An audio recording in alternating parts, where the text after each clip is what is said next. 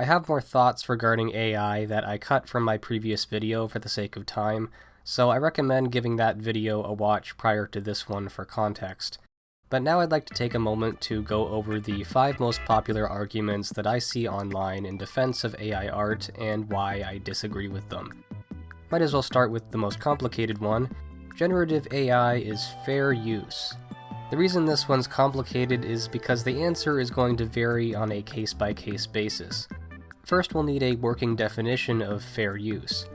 I'll use my Chainsaw Man video essay as an example, since the majority of it contains animation footage that I do not own that I am then profiting off of through ad revenue. Said video falls under fair use for 3 reasons. 1. The source material as well as the original creator of said material is clearly stated. 2. There are enough additions or changes to the source material for it to be transformative in nature. This also applies to what is left out. I, for example, will only use the animations as visuals while leaving out the original audio, aside from brief sound bites where needed. And 3. The transformed material does not hurt the original creators financially. If anything, it promotes the material by garnering interest. This is the same reason most cases of fan art are not necessarily legal, but tolerated. Marvel does have the power to send a cease and desist letter to the artist selling Captain America prints at Comic-Con, but it would make for bad publicity, because whatever said artist is making off of those prints is going to be less than pennies compared to what a company like Marvel rakes in on a monthly basis. It's not worth it for them to act on it because they don't gain much by doing so. The origin of Captain America is already widely known, and a few pieces of fan art aren't going to impact Marvel's market value. This is where AI really differs from other fair use cases. When the internet gets flooded with AI images trained off of one or more artists' work, it diminishes their brand and affects their livelihoods, and it is much harder for individuals and smaller entities to pursue legal action. What a lot of people don't consider is that there is a difference between individual IPs and company IPs, and AI won't discriminate when it comes to the visual data that it's trained on. That responsibility falls onto the person feeding it. I assume everyone has seen the rock, paper, scissors parody that Corridor put out a year ago. The rotoscoped animation was made using an AI model trained on the visual style of the animated Castlevania series. Corridor may not owe royalties to Powerhouse Animation, but I would argue that any large production company using a similar AI model would. This kind of tech creates a serious power imbalance, especially if a company with an entire legal team behind it decides to lift the visual style of an indie animator few people have heard of. I mentioned in my previous video that AI could help streamline creative jobs, but what it could also do is increase the workload as directors expect more output from their employees, making AI not an option but a requirement. Generative AI benefits corporations and production pipelines much more than it does individual creators, and trying to frame it any other way is either dishonest, out of touch, or both. Corridor claimed that they were simply democratizing art in their follow-up video. Let's talk about traditional 2D animation, cartoons. The most creatively liberated medium is also the least democratized.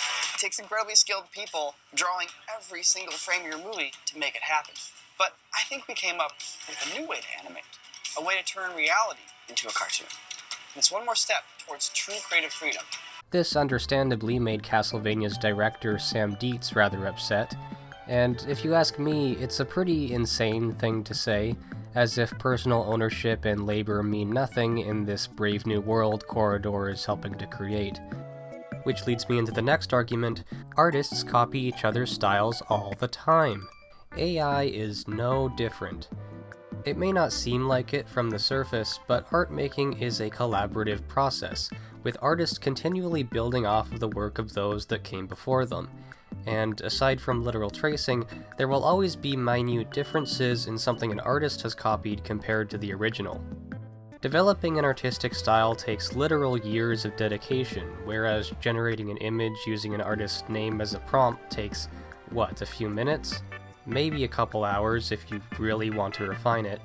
Imagine spending the majority of your life perfecting something only for some rando online to say, "That's mine now," start profiting off it, and give public access to it like a demented Robin Hood.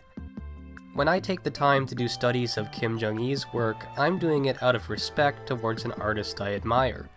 Comparatively, when someone chooses to train an AI engine on his body of work shortly after his death, without his family's permission, it's not flattering, it's insulting.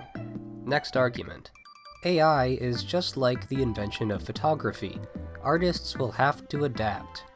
It's true that the popularity of the camera put a lot of portrait and landscape painters back in the 1800s out of work, but the vital difference between a camera and AI is that you don't need to feed massive collections of existing data into a camera in order for it to work. Take away the datasets being mostly illegally fed into AI engines, and they cease to exist. AI is literally dependent on human-made material, by the way, since training it on things produced by other AI models results in freaky inbred monstrosities. Not to mention the unfair competition that AI creates is on a much larger scale, as it's fueled by the same algorithmic models that make up most of the internet these days. Overall, pretty self-explanatory. Now for my personal favorite, you're just a Luddite who's afraid of progress and technology. Okay, maybe I am. I have very valid reasons to be.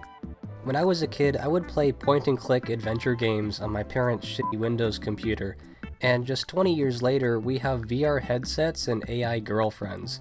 It's getting ridiculous, and I say that as someone who's not even in his 30s yet.